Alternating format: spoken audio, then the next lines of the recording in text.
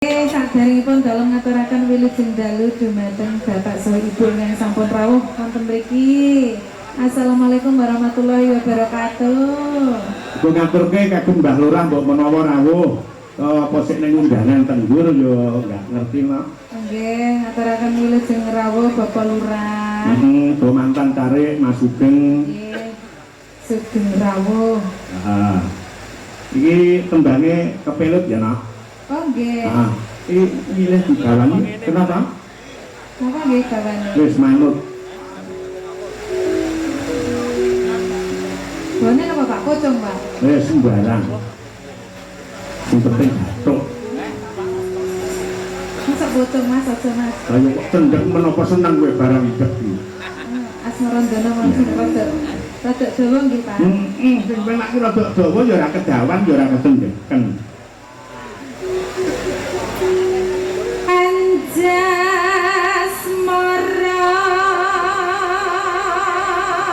Iki ana sambung rapete karo temantenan mergo Anjasmara.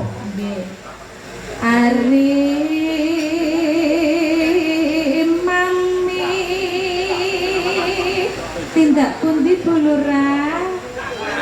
Sampun kebelet. Nggih. Anu kuwi keri-keri iki mbasari ana. Ngoten to. Kayak kesoan biru ini Apa kuwi Mas? Bu Lurah pengen pipis Loh, oh kok masa yang nguyuh ngono Loh. Karo bose trunya.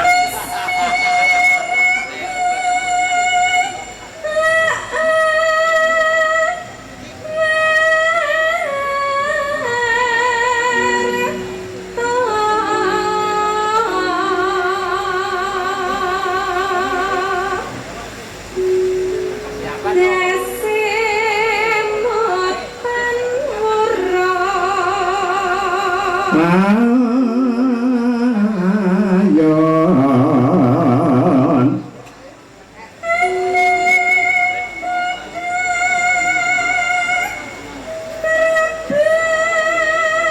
Rini Pintu Pak. Apa? Probolinggo. Oh Probolinggo. Jenengan kok ke Probo riminen. Mbak aku rong bengi iki awal dhek iki mangga ke Probonen wae. Seneng lek wong-wong iki. Bapak niku napa? Wong-wong iki rada gedhi anak irenge. Wah, jan wis. Oh nek gedhi ireng niku bapak. Nah nek cilik ireng niku napa? Cilik ireng Nggih. nyelintis. Kalau kita nek bibi. Bu.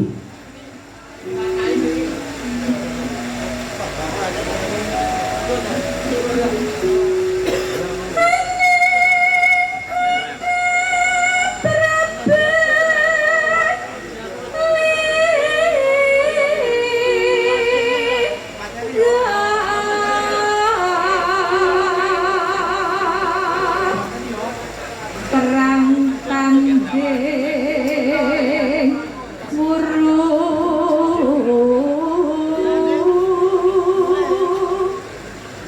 muru apa buru Pak? Uru. Uru. Eh? Uru. Perang tanding. Uru Besmo. Uru lah, uru ya apa ya? Ngerti ku udu. Kok udu niku klothok. Uru Besmo.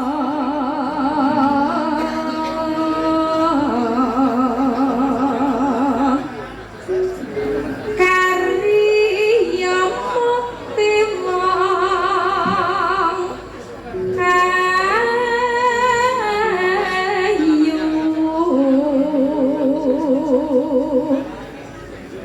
pun kakang pamit palastra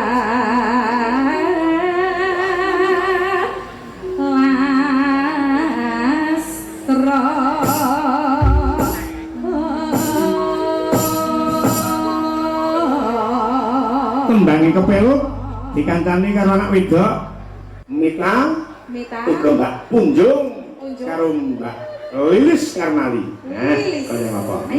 Ya. Iki juga ada sing tipis-tipis digarap sing kepenak aja ngantek seru-seru ya, Nak. Nggih, Pak. Tipis-tipis enggak lilis. Ah. Ya. Yo, kayak apa? Langgam riyen iki, Kak. Langgam dhisik kepelot dados. Kalamun weros liramu batin anane tasah rengo rasa tresno anjak sarwite ati bisa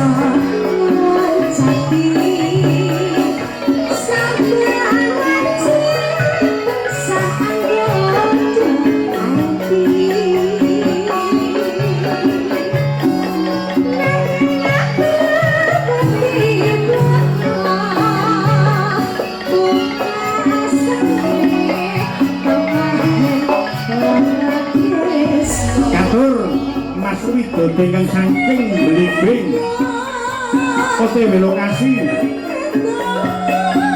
sing saka Pare Mas Kaji Lombok Mas Widoke sesarengan Mas Edi Kecis bot-bote tresno karo SGI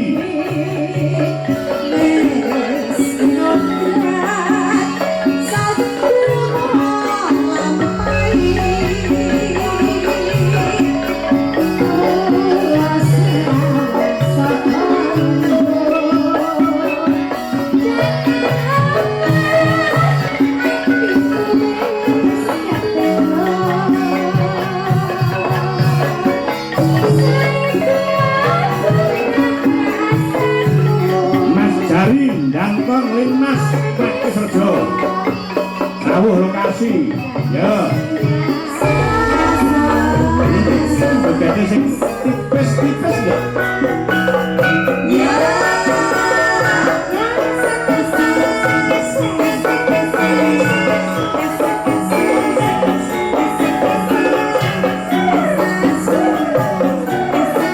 hadap kiri gerak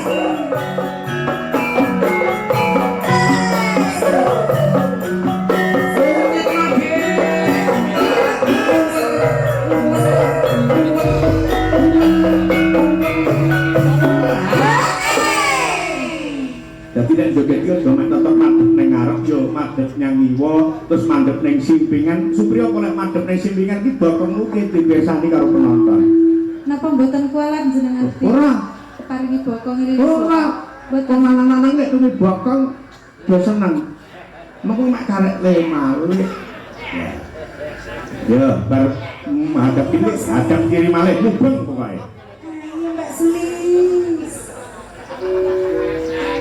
Kalamun weros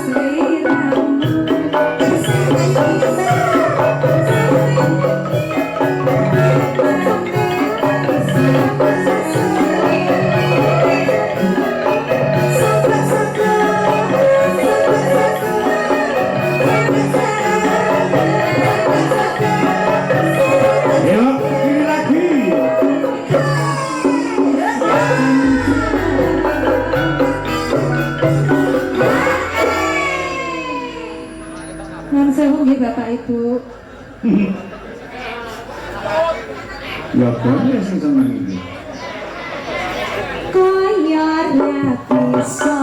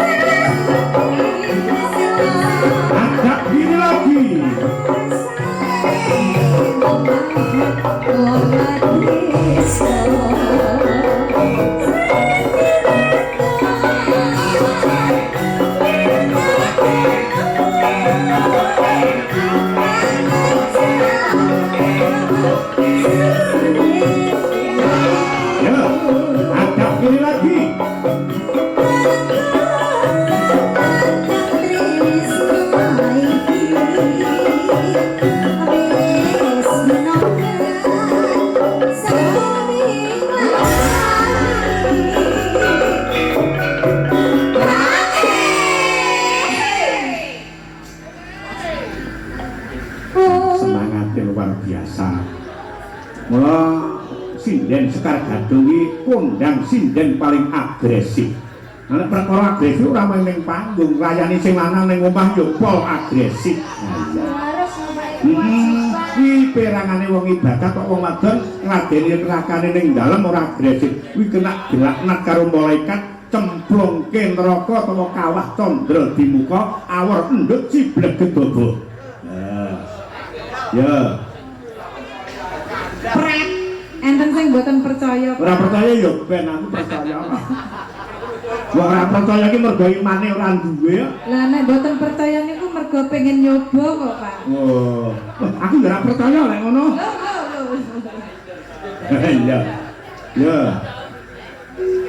Kula sawah sapa